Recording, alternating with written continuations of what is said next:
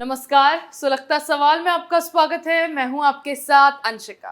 आज सवाल हर मौके पर मोदी विरोध के चलते घटिया राजनीति करने वाली कांग्रेस पर सुलगाएंगे। पीएम मोदी के नेतृत्व में भारत सफलता की ऊंचाइयों को छू रहा है, तो उससे कैसे कांग्रेस को मिर्ची लग रही है वो बताएंगे। भारत G20 की मेजबानी कर रहा है। दुनिया भर से राजनीति के सुपरस्टार्स G20 सम्मेलन में भाग लेने भारत पहुंचे हैं, जहां अपने स्वागत से लेकर सम्मेलन की तैयारियों को देखकर सभी नेता बेहद उत्साहित हैं और विश्व भर में भारत का डंका बज रहा है। लेकिन इसी बीच कांग्रेस पार्टी फिर से पीएम मोदी को बदनाम करने की कोशिशों में जुट गई है और अब ऐसा दिखाने की कोशिश की जा रही है कि भारत बुलाकर पीएम मोदी विदेशी मीडिया की बेइज्जती कर रहे हैं। ऐसे में कांग्रेस की इस घटिया हरकत पर तमाम सवाल सुलग रहे हैं।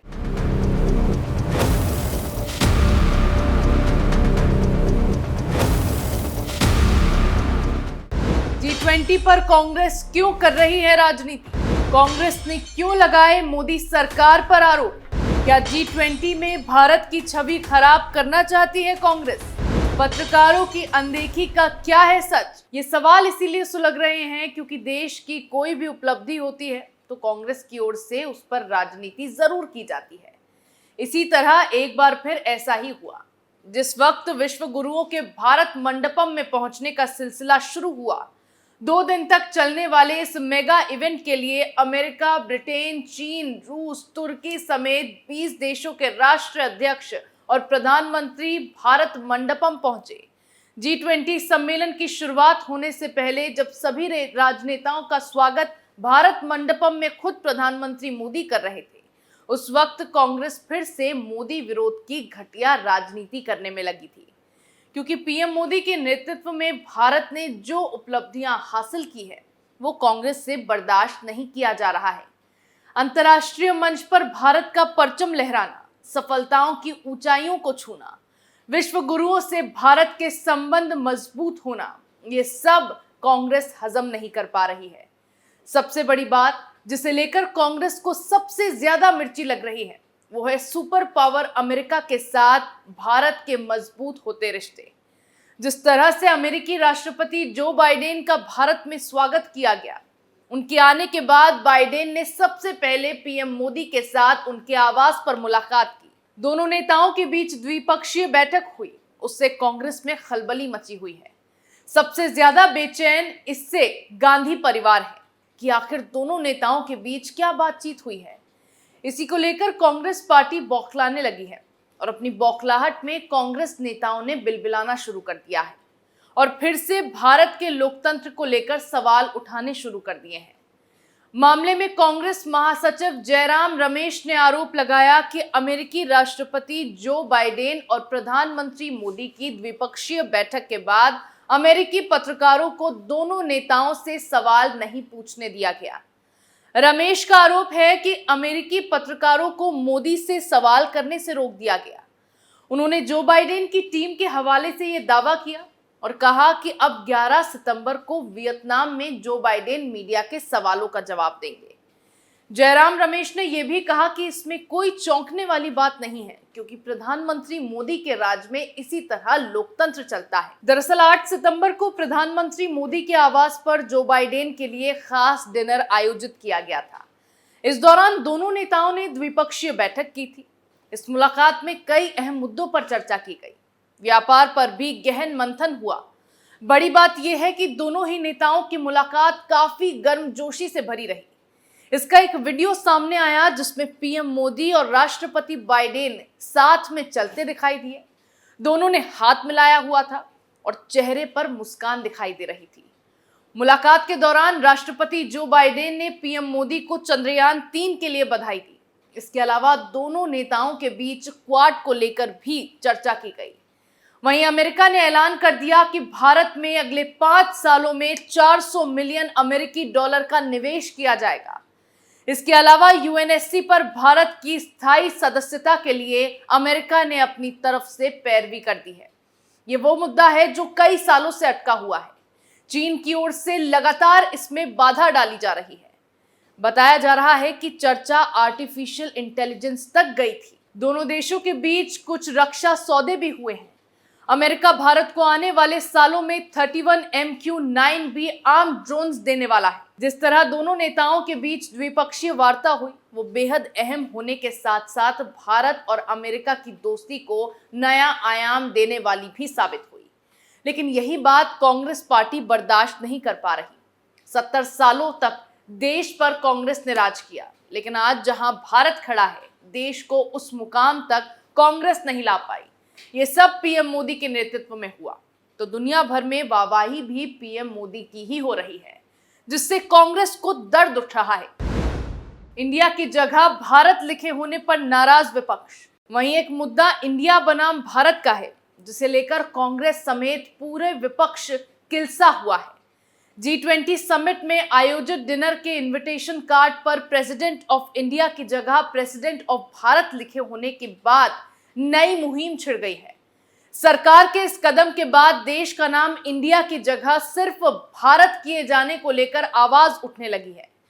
केंद्र सरकार की ओर से डिनर के इनविटेशन कार्ड पर इंडिया की जगह भारत इसीलिए लिखा गया क्योंकि विपक्षी गठबंधन का नाम इंडिया है, जिससे विपक्ष इस मुद्दे पर छाती पीटता दिखाई दे रहा है। इसीलिए अब नए नए तरीकों से मोदी सरकार को घेरने की कोशिश की जा रही है। G20 डिनर में खड़गे को इनवाइट ना करने पर भड़की कांग्रेस। इसके अलावा रात्रि भोज के लिए कांग्रेस अध्यक्ष मल्लिकार्जुन खड़गे और सोनिया गांधी को ना बुलाए जाने को लेकर कांग्रेस भड़की हुई है। इस डिनर के लिए सभी राज्यों के मुख्यमंत्रियों को इनवाइट किया गया है और किसी भी पार्टी के प्रमुख को निमंत्रण नहीं भेजा गया। इसीलिए ना खड़गे को बुलाया गया, ना ही सोनिया गांधी को। लेकिन कांग्रेस को यह बात समझ नहीं आई। पार्टी नेताओं को मोदी विरोध करना है, जिसे लेकर कांग्रेस ने दलित कार्ड खेलना शुरू कर दिया। मोदी सरकार को दलित विरोधी करार दिया। यूरोप में बैठकर राहुल गांधी इस मुद्दे पर जहर उगलते दिखाई दिए।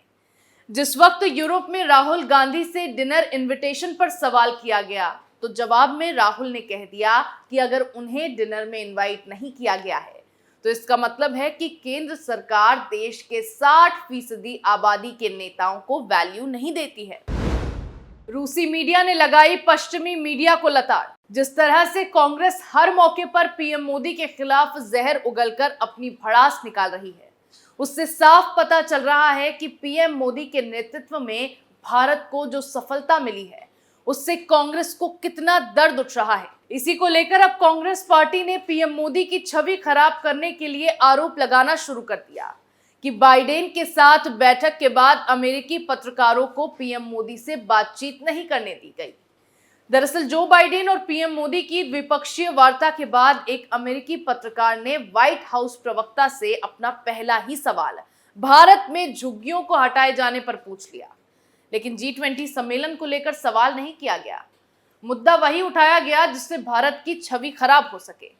ऐसे में एंटी मोदी अखबारों को पीएम मोदी से बातचीत करने से रोका गया, तो जयराम रमेश ने बवाल मचाना शुरू कर दिया। लेकिन ये आरोप जयराम रमेश की ओर से तब क्यों नहीं लगाए जाते जब राहुल गांधी अपनी प्रेस कॉन्फ्रेंस में पीएम मोदी को लेकर सवाल पूछे जाने पर पत्रकारों को गोदी मीडिया करार देते हैं। मोदी भक्त बताकर उन्हें सवाल पूछने से रोक दिया जाता है। तब तो कांग्रेस इस तरह के दावे नहीं करती है।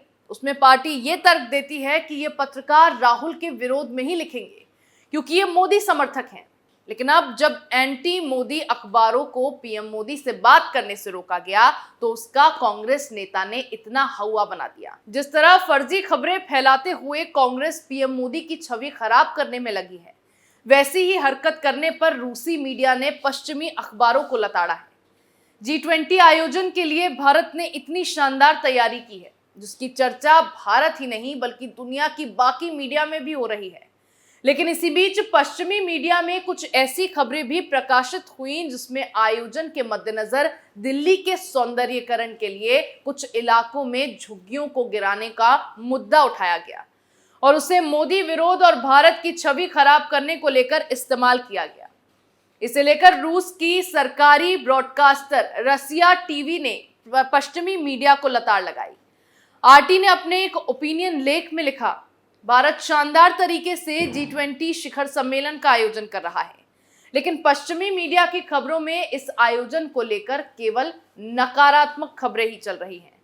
पश्चिमी पत्रकारों ने महज गरीबों और वंचितों पर फोकस रखा और इस पर रिपोर्ट किया है कि कैसे भारतीय अधिकारियों ने G20 शिखर सम्मेलन से पहले गरीब बस्तियों को हटाने के लिए सौंदर्यीकरण अभियान चलाया।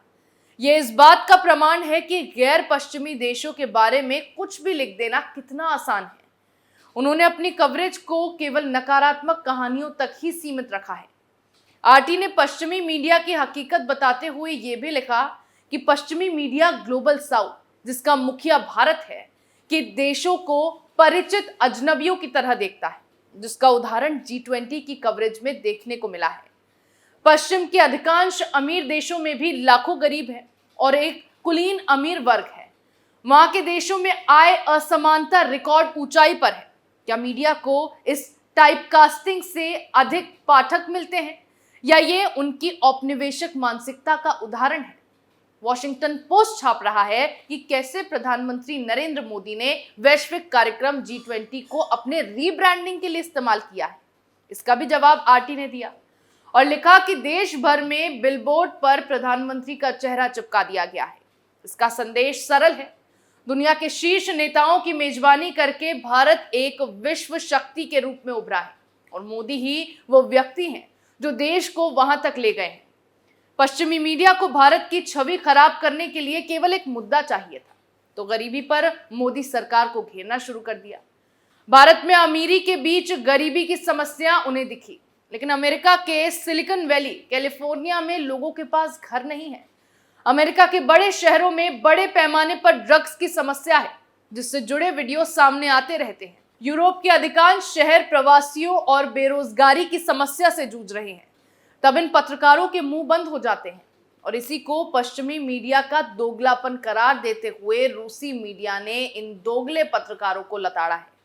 पीएम मोदी की वजह से भारत की लोकप्रियता, भारत का मान और भारत का परचम दुनिया भर में लहराया है, लेकिन कांग्रेस इस पर खुश होने के बजाय G20 सम्मेलन के इतने बड़े मौके पर भी अपनी घटिया चालें चलने से बाज नहीं आ रही है, क्योंकि कांग्रेस का काम देश हित में नहीं बल्कि गांधी परिवार के हित में सोचना है और यही सोचकर अब पार्टी नेताओं ने बिलबिलाना शुरू कर दिया है।